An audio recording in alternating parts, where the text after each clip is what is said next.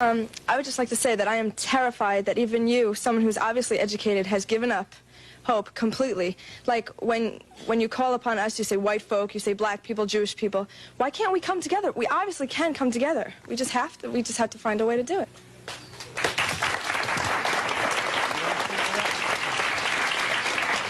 The desire is good, but the reality is the total opposite of your desire. And unfortunately, as a young lady, you are not in the position of power to make the decisions to make America work. May I, you know, as an audience of intelligent people, I would like to just take a moment to say to you that I really don't think you fully understand what has happened to these people that you look at as second class or inferior citizens in this nation.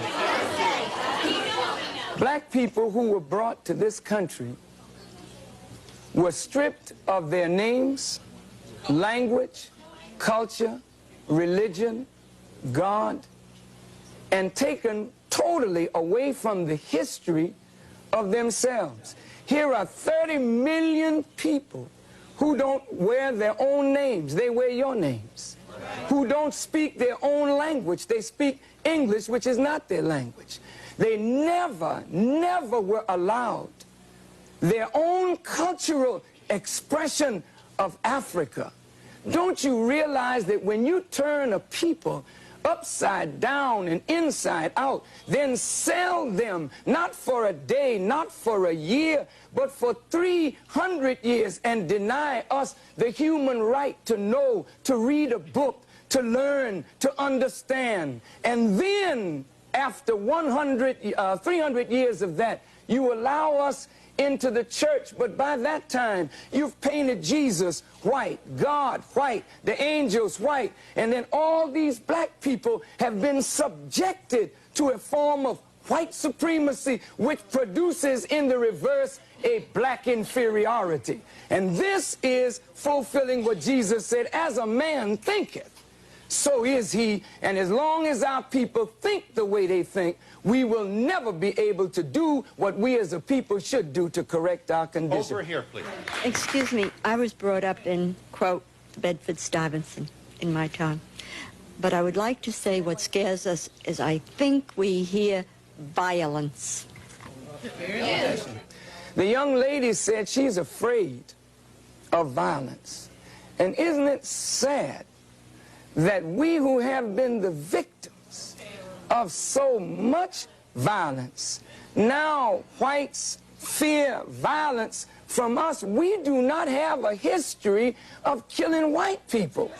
White people have a history of killing us. See? And what you fear, may I say this, sir?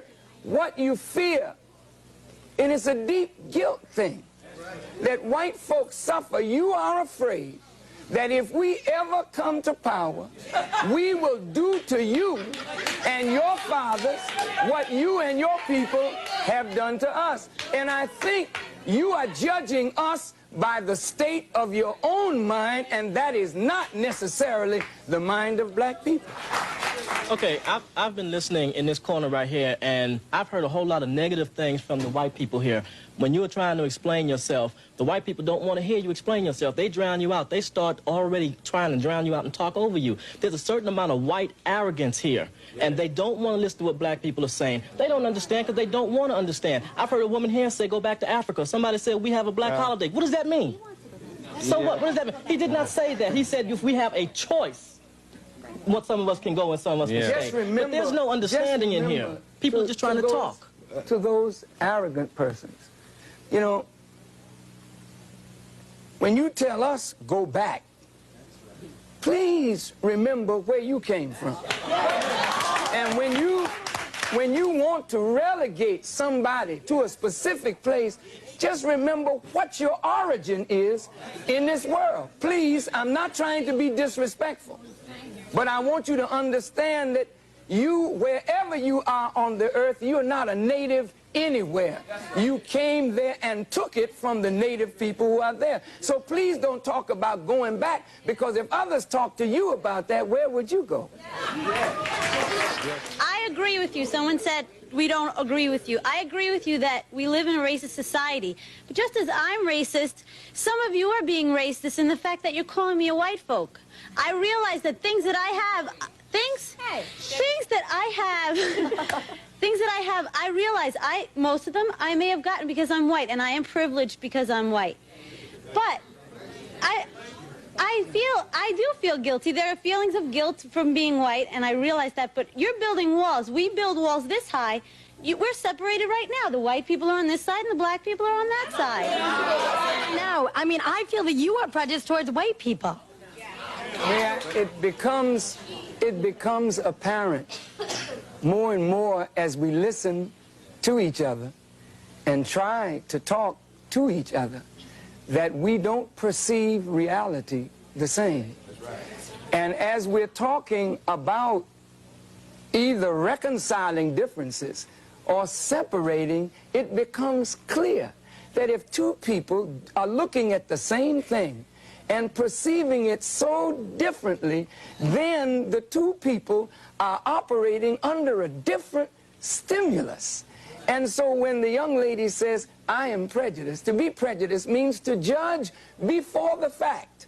After 400 years of living and experiencing, we're not prejudiced. We are looking at the reality of what we have suffered and continue to suffer. Are you there? Yeah. Don't we need to begin with education, begin with rewriting the textbooks in America to tell the truth about blacks and whites in America in context? Yes, yes. Please, Yeah. please, for 1 second. Yes. That's what I wanted to, Minister Farrakhan, the education system.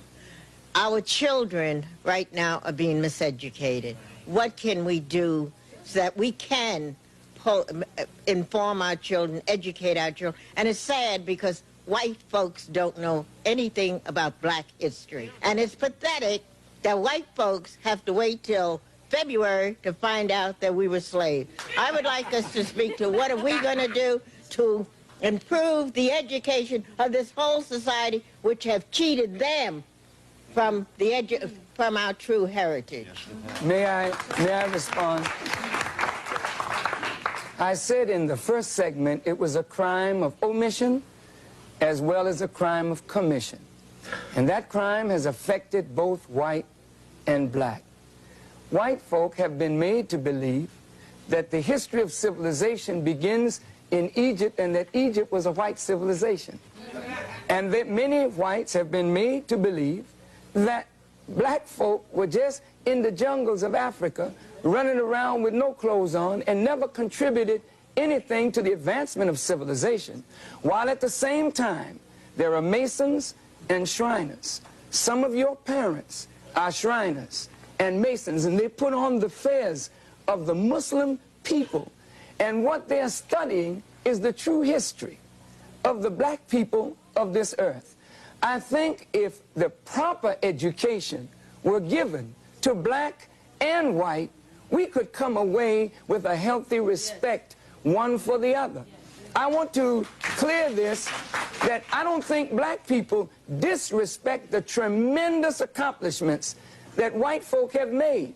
But if white folk do not know what black people have contributed to the advancement of civilization, it leads to a disrespect of a whole segment of the population. And this is why today I will say that black children, as much as we need education, we don't want to go to these schools because the food that we are being fed is not proper. But any one of us can go into the schools where there's no discipline, where there's madness in the corridors, and we can speak to our youth and get their attention in a matter of moments, because we are teaching them that which their souls yearn for, that is a proper knowledge of self. And if they won't give it to us, we have the responsibility to give it to ourselves.